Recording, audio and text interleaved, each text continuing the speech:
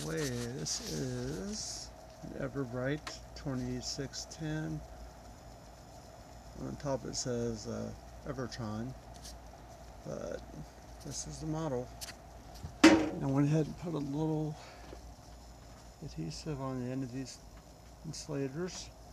Make sure keep them in place. We don't want any little kids getting shocked. So. Okay, get this wrap back up here.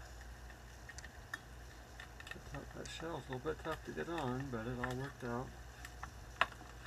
Everything just lined up right.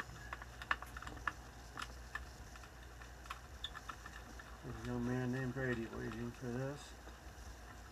But I cautioned his mother, or grandmother, that he needs to be careful not to tamper with this, because these are obviously high voltage.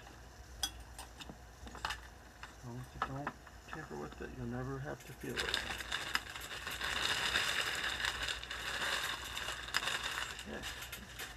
So I believe I'll put the screws, lift them in here. Nope, I did not. Okay.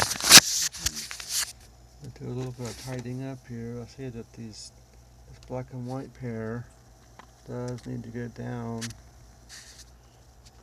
There's this little notch heading towards the flyback transformer. Get it down there out of the way.